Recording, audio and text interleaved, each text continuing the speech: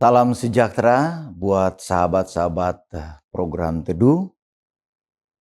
Kita bersyukur oleh karena hari ini kita boleh kembali lagi bersama dalam program yang penuh dengan kekuatan. Untuk itu sebelum kita mendengarkan kabar baik di hari yang diberkati ini, mari kita tunduk kepala sejenak dan kita berdoa. Mari berdoa. Bapa kami yang kami kasihi dan yang sangat mengasihi kami. Di hari yang diberkati ini kami naikkan syukur untuk segala kebaikan Tuhan. Saat ini kami sedia untuk mendengarkan kabar baik dari firman-Mu. Kami mohon Roh Kudus-Mu menuntun kami, memberkati. Sehingga pekabaran ini membawa makna yang luar biasa, teristimewa. Kami semua yang mendengar diubahkan sesuai dengan rencana-Mu. Kami sambut firman-Mu dengan sukacita. Kami persembahkan doa ini hanya di dalam nama Tuhan Yesus, nama yang indah, Tuhan dan Juru Selamat kami. Amin. Baik saudara-saudara, sahabat Teduh yang ada di mana saja, kalau saudara punya Alkitab ataupun gadget, mari saudara buka di dalam Mazmur pasal 1, ayatnya yang pertama. Mazmur pasal 1 ayat 1. Berbahagialah orang yang tidak berjalan menurut nasihat orang fasik, yang tidak berdiri di jalan orang berdosa, dan yang tidak duduk dalam kumpulan pencemooh. 3 hal yang kita akan bicarakan di saat ini, dan 3 hal itu adalah yang pertama, tidak berjalan menurut nasihat orang fasik. Yang kedua, tidak berdiri di jalan orang berdosa. Dan yang ketiga, tidak duduk dalam kumpulan pencemooh. Dikaitkan dengan judul kita hari ini, judul yang saya akan sampaikan adalah kebahagiaan hidup. Jadi apa yang membuat saudara dan saya berbahagia? Teristimewa berbahagia di dalam Tuhan. 3 hal ini. Yaitu tidak berjalan menurut nasihat orang fasik, tidak berdiri di jalan orang berdosa, dan tidak duduk dalam kumpulan pencemooh. Mari kita datang pada hal yang pertama. Tetapi sebelum kita masuk pada 3 hal itu, saya mau membahas sedikit tentang apa arti bahagia ini. Berbahagia, kalau saudara membuka bahasa aslinya, ada 2 hal. Ada 2 kata yang disampaikan di sana. Yang pertama adalah happy atau berbahagia itu sendiri yang saya sudah sebutkan. Dan yang kedua adalah blessed, diberkati. Jadi orang yang diberkati, berbahagia adalah orang-orang katanya yang tidak menurut nasihat orang fasik. Dan 2 hal yang saya akan jelaskan sebentar. Nah, sebelum kita masuk juga lebih dalam, bahasa ini, bahasa aslinya, akar kata dari bahasa asli ini, yang saya sebutkan 2 hal tadi, berbahagia dan diberkati, akar kata dari bahasa ini memiliki arti yang pertama disebutkan berjalan lurus atau berjalan dengan benar, yang berikut membuat perkembangan atau advance. Beranjak dari akar kata ini, saya boleh memberikan sedikit pengertian tentang apa yang dimaksud dengan diberkati ya dan berbahagia ini. Artinya orang yang diberkati katanya, orang yang berbahagia ini adalah orang yang mampu berjalan lurus. Ya. Kemudian orang yang berbahagia dan diberkati ini adalah orang yang mampu bertumbuh. Ya. Kemudian orang yang berbahagia ini dan orang yang diberkati ini adalah orang yang mampu membuat perkembangan dalam hidup. Lalu orang yang berbahagia dan orang yang diberkati ini adalah orang yang mampu juga untuk menuntun. Itu sedikit arti kata dari diberkati dan berbahagia dari bahasa aslinya. Nah, pertanyaan penting yang perlu kita lihat dari apa yang sebenarnya yang diartikan ini. Tentu kita semua tahu apa yang dimaksud dengan berjalan lurus. Ya, tentu berjalan lurus adalah dalam hal ini berjalan sesuai dengan rencana dan arahan Tuhan. Itu yang dia maksudnya berjalan lurus. Lalu bertumbuh artinya bertumbuh bersama dengan Tuhan. Yang Tuhan inginkan, bukan dalam pertumbuhan yang kita inginkan. Berjalan lurus bukan pada jalan yang kita inginkan, walaupun mungkin itu lurus. Tapi belum tentu itu lurus itu yang diinginkan oleh Tuhan. Nah, dalam hal ini kita mau berjalan agar kita diberkati dan berbahagia sesuai dengan arahan Tuhan. Nah, sekarang pertanyaan selanjutnya. Bagaimana kita bisa atau mampu untuk berjalan lurus sesuai dengan keinginan dan rencana Tuhan? Itu penting. Jadi bagaimana juga kita akan bertumbuh sesuai dengan rencana dan keinginan Tuhan? Itu penting. Di jawaban ini perlu dijawab. Yang pertama, Mazmur pasal 1 ayat 1 memberikan rahasianya. Dan rahasia yang pertama yang saya sebutkan, 3 hal yang saya akan sebutkan dalam khotbah di program teduh ini. Yang pertama adalah dia sebutkan tidak berjalan menurut nasihat orang fasik. Nah, ini menarik. Kita semua tahu yang namanya nasihat adalah sesuatu yang sangat penting. Bahkan di dunia, konteks dunia di zaman kita ini, nasihat begitu penting. Kita sering mendengar tentang yang disebutkan orang sebagai konselor atau penasehat. Dan itu memang penting. Dunia yang penuh dengan krisis ini, kita perlu nasihat. Tapi yang menarik di sini Alkitab kata, jangan dengarkan nasihat. Nasihat apa? Kita baru saja melalui perdebatan penting di Dewan Keamanan PBB. Bagaimana Israel menghantam hal-hal yang telah dilakukan Iran. Begitu juga sebaliknya. Dan dikhawatirkan kalau saja nasihat ini salah, ini bisa memicu eskalasi peperangan yang akan terjadi di Timur Tengah. Dan dikhawatirkan perang dunia ketiga akan terjadi. Nasihat begitu penting. Itulah sebabnya kita butuh nasihat. Tapi yang menarik di sini, yang menarik saudaraku, firman Tuhan sebutkan, jangan berjalan menurut nasihat. Nasihat siapa? Ini jelas sekali. Dia katakan nasihat orang fasik. Sekali lagi nasihat ini begitu penting. Tapi kali ini Tuhan melarang dengarkan nasihat ini. Tapi nasihat kali ini dikatakan nasihat orang fasik. Sekali lagi nasihat begitu penting. Bahkan nasihat ini memperkaya kasana berpikir kita. Dan siapapun kita senang yang namanya nasihat. Tapi yang menarik Alkitab katakan jangan dengarkan nasihat ini. Dan dia sebutkan nasihat orang fasik. Ada apa dengan orang fasik? Kalau saya boleh beri pemikiran sedikit, kalau saudara menghapus huruf K di sana, itu jadi fasik. Jadi orang fasik ini bisa saja juga orang yang fasik, yang hebat dalam pandangan manusia. Nasihatnya pasti hebat. Tapi yang menarik di sana adalah nasihatnya adalah nasihat yang fasik. Ini yang menarik. Dan firman Tuhan katakan jangan dengarkan nasihat orang fasik itu. Itu yang menarik. Nah, apa ini fasik? Kalau saudara membuka terjemahan-terjemahan Alkitab, fasik ini, fasik artinya crime atau kejahatan. Jadi kita dapat idenya, kenapa Tuhan katakan jangan dengarkan nasihat orang fasik.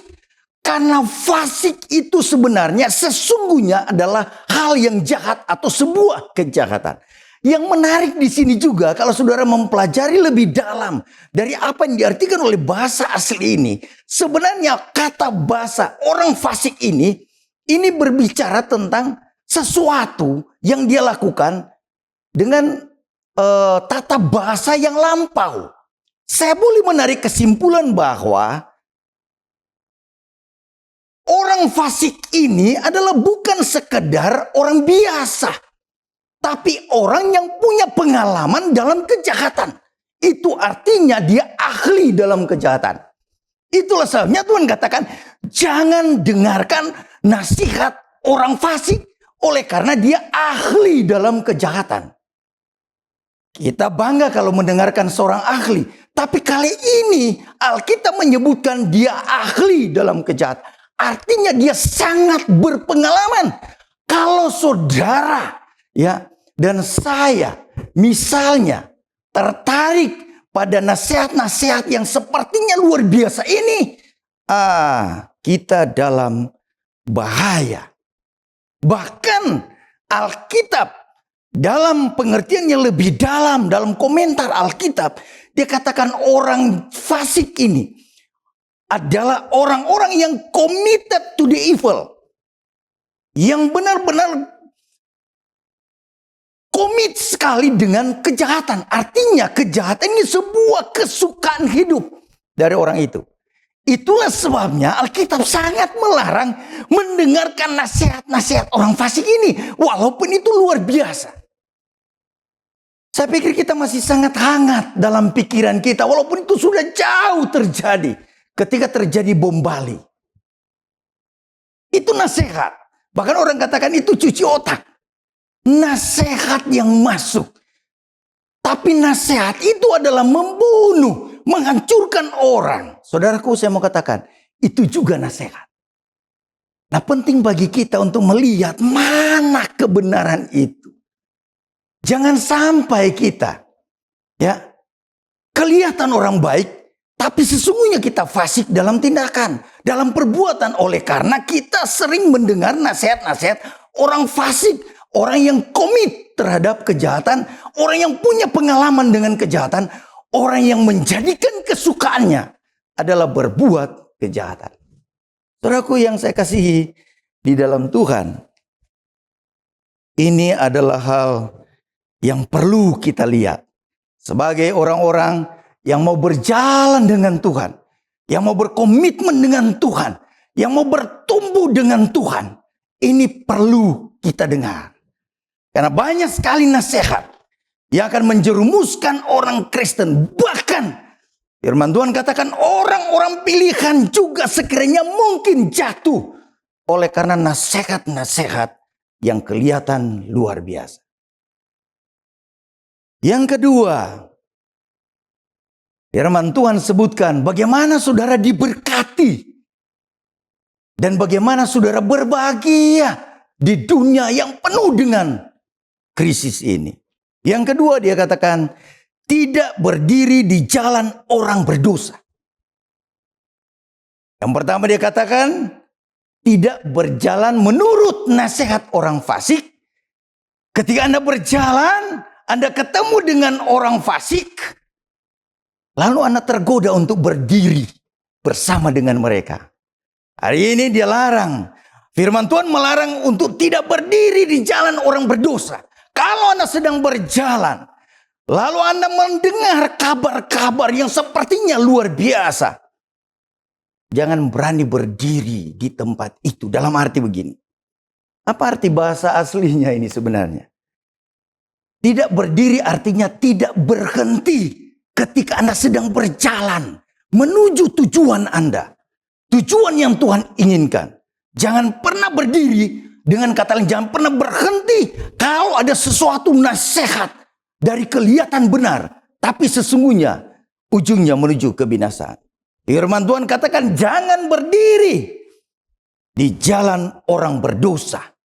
Jangan pernah berhenti untuk mendengarkan nasihat mereka. Kenapa ini disebut orang berdosa? Arti dari orang berdosa ini, dalam bahasa Inggris dia katakan miss the goal. Orang yang berdosa, kenapa kita tidak perlu dengarkan nasihat mereka dan berdiri bersama dengan mereka? Berdiskusi bersama dengan mereka. Oleh karena orang berdosa dia miss the goal. Dia kehilangan tujuan. Tujuan orang Kristen menuju surga. Bertemu dengan Yesus. Tapi nasihat orang berdosa, oleh karena tujuannya sudah tidak jelas, dia mau memberikan amaran kepada kita, nasihat kepada kita untuk tidak berjalan pada tujuan yang Tuhan inginkan. Yang kedua, arti dari orang berdosa, to bear loss, melahirkan kerugian. Bersama dengan orang berdosa dalam nasihat-nasihatnya, kita akan melahirkan banyak kerugian. Mungkin dari pandangan dunia, kita mungkin terlihat diuntungkan. Dalam bisnis mungkin, saudara cepat sekali menjadi kaya. Tapi belum tentu itu jalan yang Tuhan inginkan. Kita melahirkan kejahatan demi kejahatan. Kita berbuat dosa. Itulah sebenarnya diamarkan. Jangan duduk dengan orang berdosa. Dalam bahasa aslinya dia sebutkan duduk ini artinya to dwell, tinggal, menetap, atau to marry, kawin. Saudaraku, kalau saudara sudah berjalan dengan orang berdosa, sudah bergaul dengan orang berdosa, sudah berdiskusi dengan orang berdosa, dan kita menerima pola berpikir yang berdosa, saya mau sampaikan, ketika kita hidup dalam jalan seperti itu, maka kita akan kawin dengan kehidupannya. Dan ketika kita kawin dengan kehidupannya, apa yang akan terjadi? Seperti orang kawin pada biasanya, kita akan melahirkan anak. Kemudian generasi-generasi berikutnya dibentuk. Dan saya mau katakan, yang menyakitkan hati Tuhan, generasi yang dibangun kemudian, bukanlah generasi yang memuliakan Tuhan, tapi generasi yang menghancurkan masa depan dan kemuliaan Tuhan. Oh saudaraku yang saya kasihi di dalam Tuhan. Itulah sebabnya Tuhan katakan melalui Mazmur pasal 1. Yang pertama, jangan pernah mendengarkan nasihat orang fasik. Yang kedua, jangan pernah berdiri di jalan orang berdosa. Ketika Anda tahu dia orang yang ahli dalam dosa, yang memiliki kesukaan dalam dosa, jangan pernah berdiri, berhenti, dan berdiskusi dengan banyak orang seperti itu. Dalam arti, bukan kita tidak mau membawa dia ke dalam kebenaran, tetapi sangat dilarang oleh Tuhan jika orang ini benar-benar orang yang mau membawa kita ke dalam yang tidak Tuhan inginkan. Yang terakhir, yang ketiga, tidak duduk dalam kumpulan pencemooh. Apa yang disebut dengan pencemooh? Saya dapati kata pencemooh artinya orang yang arogan. Apa ini arogan? Saya coba cari lagi apa arti pencemooh yang disebut arogan. Arogan artinya dia sebut to boast. Boast ini artinya sombong. Ketika saya dapat akar dari cerita ini, saya ingat bagaimana Lucifer yang sombong itu. Jadi kenapa Tuhan bilang jangan mendengarkan nasihat orang fasik, jangan berjalan dengan orang berdosa, dan jangan duduk di dalam kumpulan pencemooh. Karena seorang pencemooh adalah orang yang sombong. Orang yang senang dengan dosa, ahli dalam berbuat dosa, adalah orang-orang yang sombong. Yang mau mengandalkan kehidupan dan kemampuan dari dalam dirinya, bukan meminta Tuhan. Itulah sebabnya Tuhan sangat melarang orang-orang seperti ini. Saudaraku yang saya kasihi, dalam program teduh di acara yang mulia ini, kita diajak di hari ini untuk datang kepada Tuhan, untuk bersama dengan Tuhan. Dan Mazmur katakan dengan sangat jelas bahwa orang yang diberkati, orang yang hidupnya penuh dengan kebahagiaan, orang yang mampu berjalan lurus sesuai dengan keinginan Tuhan, adalah orang yang Mazmur 1 katakan tidak berjalan menurut nasihat orang fasik, tidak berdiri di jalan orang berdosa, dan tidak duduk di dalam kumpulan pencemooh. Tuhan memberkati saudara sekalian adalah doa saya. Mari kita berdoa. Bapa kami yang kami kasihi dan yang sangat mengasihi kami, hari ini kami sungguh terberkati. Sahabat-sahabat dalam program Teduh sangat diberkati. Oleh karena ada amaran bagi kami, selaku pengikut-Mu, untuk tidak menurut nasihat orang fasik, tidak berjalan di jalan orang berdosa, dan tidak duduk di dalam kumpulan pencemooh.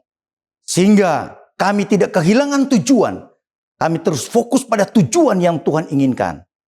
Dan akhirnya Tuhan saja yang dimuliakan dalam kehidupan kami.